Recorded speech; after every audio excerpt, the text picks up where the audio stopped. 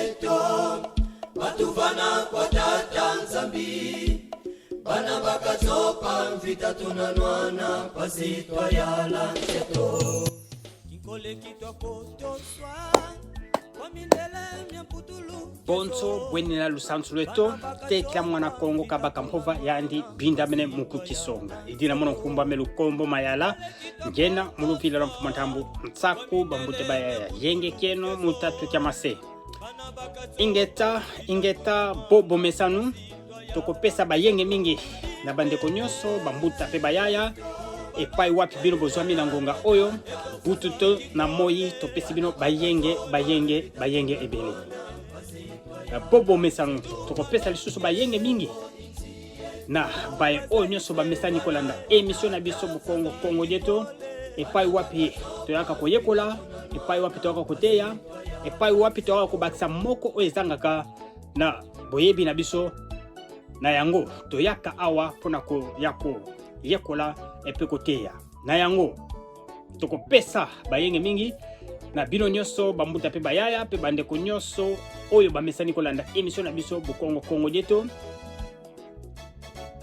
toko senga kaka na bino popartageaka ntango nyonso pona kopanza sango to message na biso ya bundu ya Congo to BDK en sigle na yango tokobosana bandeko na biso te oyo bazali na prison ya Makala pe na prison ya Ndolo oyo bakanga depuis 2016 ti lelo bazali na boloko na gouvernement ya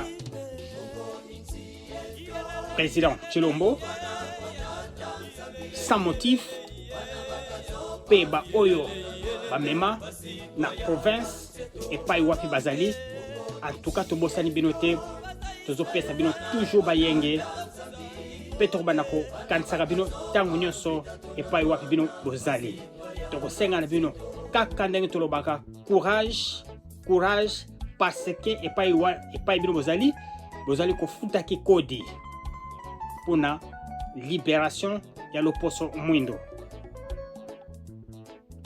bitumba moko te libération moko te esalamaka sans sacrifice na yango bozali toujours na kati ya mitema na biso parce que toyebi ke bozali kofuta kikodi pona libération ya mutu mwindo e biso bakongo na yango courage tozosenga bino pe santé malamu epa bino bozali balobi butu ata eumeli suka tongo ekotana na yango elika ezali ke suka abokobima na yango tozokosenga libération sans condition ya makesa na biso oyo bazali na prison ya Ndolo pe na prison Makala pe ba oyo bamemi na province epai bangolo bazali donc libération sans condition ya makesa na biso na gouvernement ya République démocratique du Congo epai wapi bozo garder toujours ba makesa na biso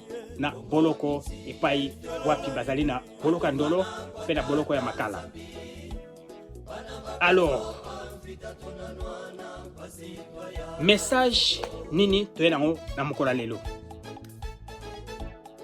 bobo mesanu avant tout tokota na message na biso ya mokola lelo po balobi koyemba ezali kosambela mbala misatu na yango tokokende na loyembo oyo ekokumba biso lokola losambo avant tout tobanda mateya na biso to message toyenango na mokola lelo. Alors message na biso ezali na Congo jeto 4588 na yango tokokenda na lombango na loyembo oyo ekokumba biso na message na biso ya mokolo lelo ingeta tolanda loyembo lokola losambo ingeta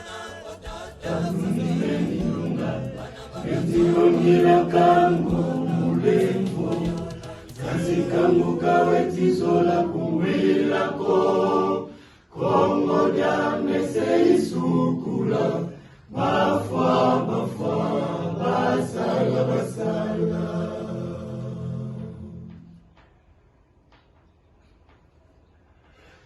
Makumatatu yetatu mingeni lunga Yegilongira kangu mulemvo Katika muka wetizola kungwilako Kongo nyamese isukula Bafwa basala Mumona mambu mazabu beti mana suba panyame Eso munganyitingira makumweni nyokwe Banyisika maswalu wakutuka kwa kuluzaku Mambu mazabu beti mana suba panyame Eso munganyitingira makumweni nyokwe Banyisika maswalu wakutuka kwa kuluzaku Bafwa basala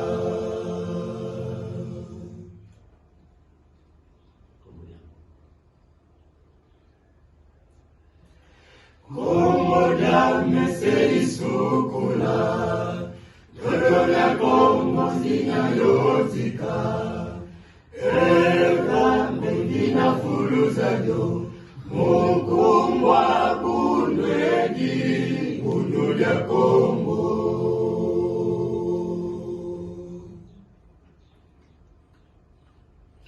Kongo nyamese isukula Dodonya Kongo nina yotika Eka mengina fuluzajo Mukumbwa kundwegi Kundulia Kongo Mumona mambu mazabu beti mana suba panyame Eso munyanjitingira makumweni nyokwe Anisika maswalu wavutuka kwa kuluzaku Mumona mambu mazabu beti mana suba panyame Eso munyanjitingira makumweni nyokwe Anisika maswalu wavutuka kwa kuluzaku Bafwa basala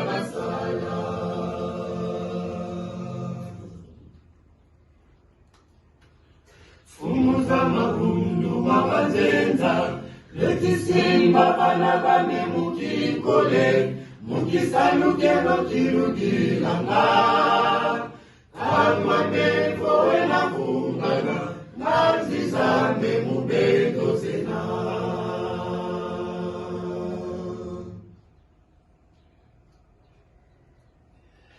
Fumuza mabundu mabazenza Letisimba bana bame mukikole Mukisalukelo kirugilanga Kama mevo wena kungana Nazizame mubeto sena Mumona mambu mazabu beti mana suba panyame Eso munyanjitingira makumweni nyokwe Anisika maswalu wavutuka kwa kuluzaku Mumona mambu mazabu beti mana suba panyame Eso munyanjitingira makumweni nyokwe Anisika maswalu wavutuka kwa kuluzaku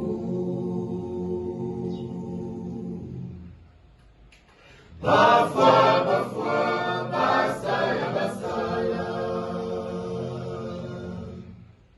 Bitembo set matondo mingi nakanisi todolanda loyembo ndenge tolobaki koyemba ezali kosambela mbala misatu na yango tobandaka toujours na loyembo yango ekumbaka biso na mateya na biso ya mokolo wana to ya mikolo nyonso tango tobandaka émission na biso avant tout tobanda émission na biso na yango tobandaka toujours na losambo na banzembo. Alors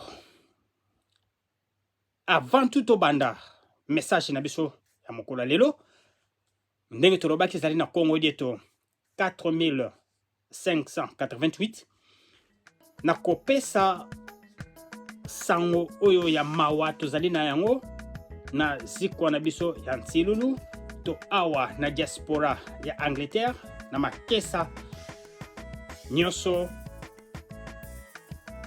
ya mokili to na mokili mobimba. Tozali na sango ya mawa na zikwa na biso parce que to perdre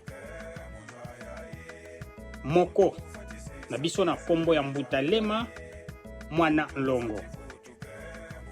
Mbutalema Mwana Longo azalaki moko ya makesa na nzela Congo oyo asali mingi pona kotelemisa bundila Congo na diaspora en général, surtout awa na Londres na Angleterre, a contribué à mingi pour na bundila Congo etelema. Ceux qui bundila Congo etelema azali moko oyo a contribué mingi pour na misala esalama pour na kopanza sango pe kotelemisa loposo mwindu awa na Angleterre. Na yango tuko rendre hommage na Mbutalema Mwana Longo ndenge au tuko zonga na simo Congo.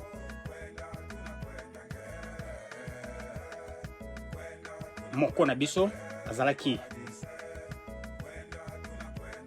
d'origine jamaïcain et bele bayibiye parce que asalaka voyage en 2016 na Pumbu to na Kinshasa akutanaka na Longi mfumu Mwanantsemi. Donc azalaki moko na biso na zikwa ya Nsilulu awa na mboka Londres. Na yango tuzopesa sango na baye nyonso bayebaki ye et puis na mouvement na biso ya bundila Congo na makesa nyonso ya bundila Congo partout na mokili. Tema ezali ya kozoka mais ezali nzela na biso nyonso tokosenga kaka tika ete bakulu bamwela Congo bayamba ye na esengo pe mulimo na yekende malamu na simu Congo. Ingeta wana ezalaki nouvelle ya pasi na motema oyo tozali na yango. Na yango tozali makesa tokoki kolemba misala na biso te. Alors ndenge totoloba message na biso ezali na Congo dieto 4588. Message elobi nini? Elobi bokweya na motambo ya enemite. Tokweya na motambo ya enemite.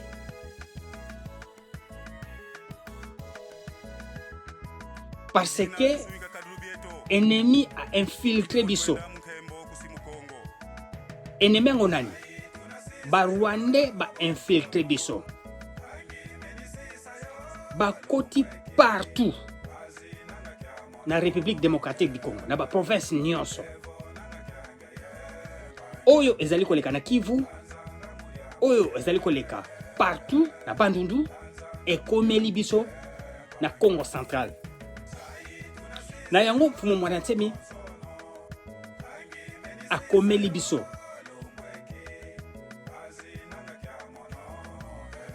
ke tokweya na motambo ya enemite. Message oyo ezali surtout na bamakesa ya bundila Congo. Mais pas seulement bundila Congo, to makesa kaka ya bundila Congo te, mais ça concerné na ba Congo nyonso pe na peuple ya RDC mobimba parce que partout bitumba ezali ba Rwandais ba koti partout mais o ezali étrange tant ba kotaka ba yekolaka nanu balangue na biso tozali na 4 langues nationales o yebani na mboka na biso Kikongo, Chiluba, Swahili et Lingala. To kitetela. Alors, tango bakotaka ba yekoli balangi wana bakomi ba se déguisé bakomi lokola ba congolais. Moyeboye babango ezali susute. Na yango tozala prudent parce que oyo elekaki na bandundu to oyo ezoleka na bandundu kokata bato na machette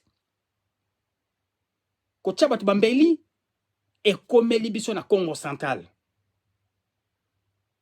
Donc, ezali biso bamakesa bundula Congo tosala keba pona oyo ebandi na Congo central.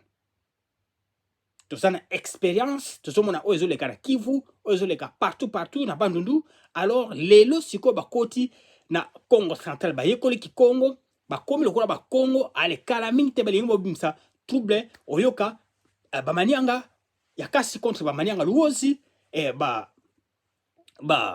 bantandu contre bandibu vili contre baboye na boye. Donc tout ça la keba parce que kala mingi te eko éclaté na Congo central. Veut dire Congo central na ba Congo et puis na Kinshasa. Donc ozo le Bandundu ezokoma na Kinshasa pe ekopanzana tina Congo central mobimba. Alors yango mwana temi akomeli biso ke to sala keba to kweya na mutambo ya enemiti. Soko moni mutu moko aza net kaka te, alors yebela ke wana yewana ennemi. Parce que biso toyebanaka facilement. Tango zolo ba Kikongo, soki mutu ayekoli Kikongo okoyebaka ke no accent mutu wana eza impendenge. Donc ba infiltrer biso na makasi. Ba infiltrer biso makasi. Na yango fo mwana nsema azoko kebisa to azoko prévenir bino ba chef coutumier bozoteka mabele na ba étranger. Bino ba chef coutumier bozoko ndima n'importe qui. Mabele bateka ka yango te. Na bokoko na biso mabele ba defisaka na bapaya me bateka ka te. Batekela ka mabele na Congo Mkongo ye Mkongo. Mais ba teka ka mabele na mupaya te. Na yango ba chef coutumier, ba chef ya famille, ba Congo, en tout cas, koteka mabele ezali kozanga mabele. Na yango ba Rwandais bazokota na bangombe, bazokota bazoko infiltrer partout, na ba village, na ba ville, na ba famille.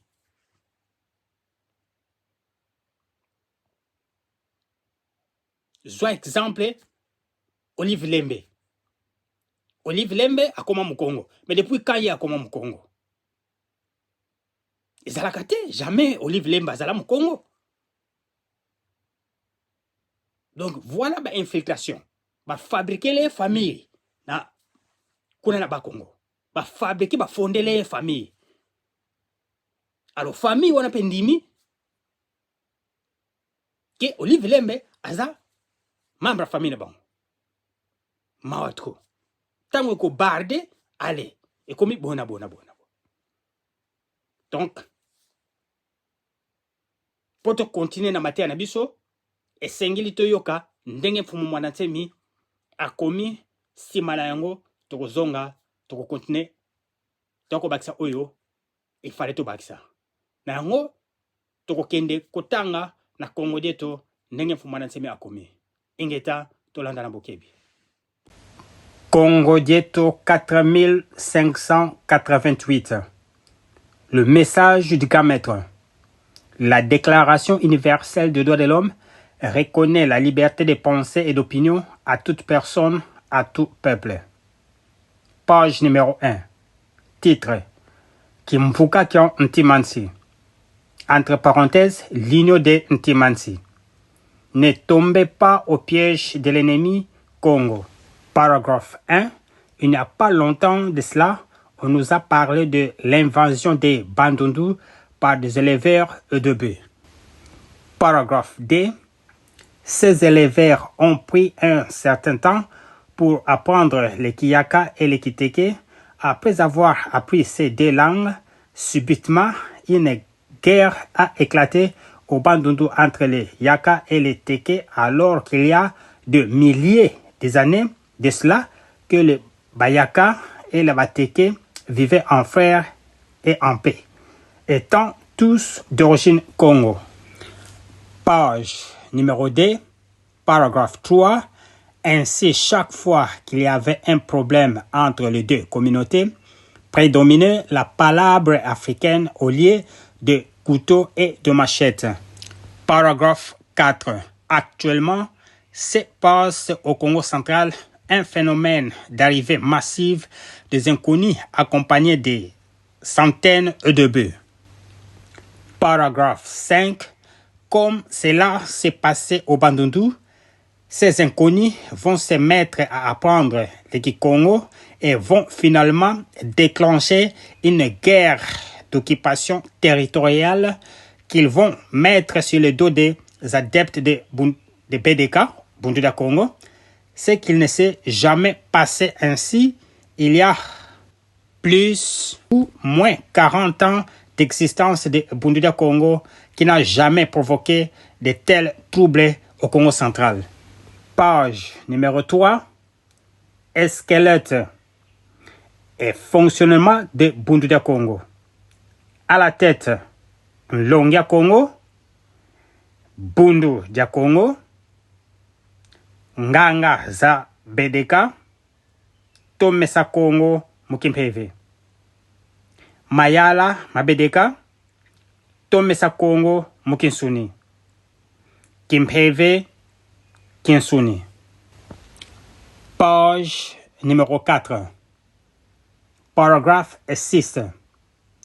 C'est pourquoi j'appelle à la conscience de tous les chefs coutumiers du Congo central, en particulier et ceux de la République démocratique du Congo en général, que la terre constitue le bien le plus précieux que doit avoir tout peuple, car la protéger, c'est se protéger soi-même. Ingeta, Ibobo et Ibobo. Né Mwandansemi, chef suprême de Bundu dia Congo et Bundu dia Mayala, Kinshasa, le 17, 5e mois 2023. Bundu dia Mayala, BEDEM en sigle, un parti panafricaniste d'avant-garde. Ingeta, Ibobo et Ibobo. Ingeta nakanisi totolanda ndenge mfumu Mwandansemi akomeli biso na matoi na biso ndenge tototanga Congo dietu oyo. Alors, toza vraiment na makambo mingi te pona kobakisa parce que ça clair. Mfumu Mwandansemi avertir biso. Tozala prudent, tozala bien informé na infiltration oyo ezosalama. Parce que babandaka ndenge wana bazoya en masse pona koya ko envahir mabele na biso. Suka tokozanga mabele. Ceux qui ozangi mabele, ozangi mboka. Donc c'est ça, Empire Imatuti, ils ont toujours en marche. Donc, mwana na mwana, biso ba Congo, et puis ba Congolais nyoso, tozala bien informés.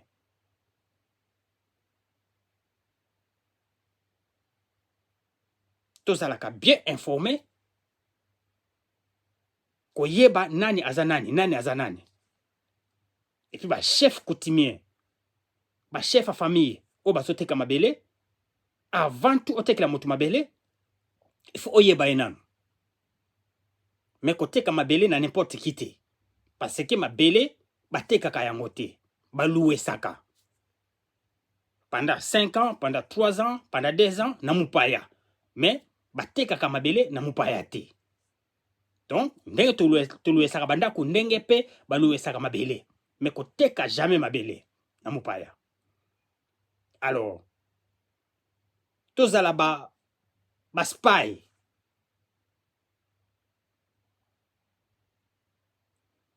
Ko yeba bato na très très bien. Parce que ndenge bazo ko envahir mabele kala mingte trouble ekobima, guerre ekobima. Mais ceux qui oyebi ennemi azanani te, eza difficile ya kobunda na ennemi. Conseil. Botambolaka moko bimi balete bozala groupe tambozo tambola. Na banzela surtout banzela village ou na banzela village ezalaka mobulu na ba village. Tango oyoki eloko likambo moko suspect en tout cas informer batu nyonso bazala au courant na ma situation ezoleka. Na yango eza prophétisé na Fumu Kimbangu que Congo ekozala occupé. Ba Congo bakozanga mabele.